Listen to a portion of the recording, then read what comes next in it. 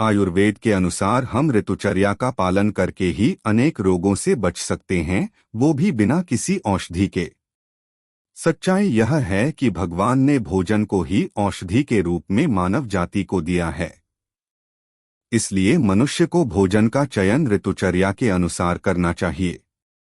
व्यक्ति के शरीर में 3 दोषों के असंतुलन से ही रोग उत्पन्न होते हैं। यदि व्यक्ति ऋतुचर्या का पालन करे तो शरीर में तीनों दोषों का असंतुलन होगा ही नहीं, जिससे वह सदा स्वस्थ रहेगा। अधिकतर चिकित्सक इस बात को बताते नहीं हैं, क्योंकि यदि यही बात सबको पता चल गई तो लोग बिना किसी औषधि दवाई के ही निरोगी जीवन जीने लगेंगे। हाँ, इसमें भोजन की शुद्धता अनिवार्य है। भोजन मिलावटी, दूषित नहीं होना चाहिए किसी भी तरह। चलिए आएं अब इस ऋतुचर्या की तालिका का वर्णन करते हैं। सबसे पहले कफ दोष की बात की गई है, जिसकी वृद्धि हेमंत ऋतु में कुदरत अपने आप करती है। यह कुदरत का स्वभाव है कि वो इस ऋतु में कफ की वृद्धि करेगी ही। यह समय होता है नवंबर दिसंबर का। वृद्धि का अर्थ है कि शरीर में उस समय इस दोष का संचय होता है, शरीर में यह दोष जमा होता है। अब उसके बाद बसंत ऋतु में यह संचित हुआ दोष सूर्य की गर्मी से पिघलना शुरू करता है मार्च अप्रैल के मासों में, जिससे लोगों को कफ जनित रोग होने लगते हैं। अब यदि हम वृद्धि के समय कफ वर्धक पदार्थों का सेवन न करें और प्रकोप के समय कफ का शमन करने वाले पदार्थों का सेवन करें तो दोषों का संतुलन स्वयमेव बना रहेगा, जिससे मानव तन निरोगी रहेगा ही। जब ग्रीष्म ऋतु आती है बसंत के बाद मई जून में, तो कफ दोष का शमन होने लगता है, अर्थात कुदरत स्वयं ही इस दोष को खत्म करने लगती है। इसीलिए व्यक्ति के शरीर को उस समय शरबत, रसीले फलों का सेवन आदि करने की आवश्यकता पड़ती है, जिससे कि शरीर में कफ बिल्कुल ही कम न हो जाए। इसी तरह बाकी दोषों के बारे में जानें। अब पित्त दोष की बात करते हैं। वर्षा ऋतु जुलाई अगस्त में पित्त की वृद्धि अर्थात पित्त का संचय होता है।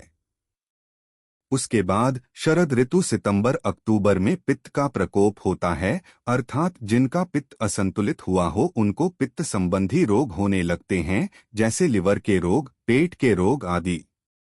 यही पित्त जब हेमंत ऋतु नवंबर दिसंबर में जब कफ की वृद्धि होती है, इस पित्त का शमन होने लगता है, जिससे लोगों के पित्त संबंधी रोग स्वयं ही कम हो जाते हैं। अब वर्षा ऋतु में पित्त को बढ़ाने वाले पदार्थों का सेवन नहीं करना चाहिए, क्योंकि कुदरत उस समय स्वयं ही शरीर में पित्त की वृद्धि कर रही है, और यदि हम भी पित्तवर्धक पदार्थों का सेवन करेंगे तो स्थिति असंतुलित होगी ही, जिससे पित्त को प्रकोपित होने का सरल और अधिक अवसर मिलेगा।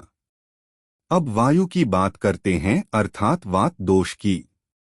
वायु की वृद्धि ग्रीष्म ऋतु मई जून में होती है और प्रकोप उसके बाद आने वाली वर्षा ऋतु जुलाई अगस्त में होता है।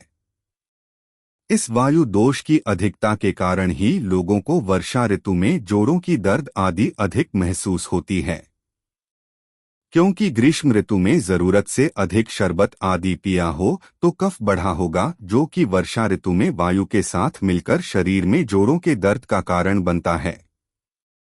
इस तरह कुदरत की अपनी व्यवस्था है मानव के शरीर को स्वस्थ रखने की, जो कि हर व्यक्ति यदि जान जाए, समझ जाए तो निरोगी जीवन जीना कठिन नहीं है। अधिकतर लोग अज्ञानता के कारण डॉक्टरों के पास दौड़े दौड़े जाते हैं और फिर डॉक्टर लोग उनकी अज्ञानता का लाभ उठाकर उनसे मनमाना धन ऐंठते हैं और ऊपर से कुमार्ग दर्शन भी करते हैं, जिससे कि रोग पूरी तरह ठीक न हो और उनकी दुकानदारी बनी रहे। अब यदि मानव इस ऋतुचर्या के नियम को अच्छी तरह समझ जाए और पालन भी करे तो वो बिना औषधि के सही भोजन के चयन के आधार पर ही स्वस्थ रह सकता है। धन्यवाद। हरि ओम जी।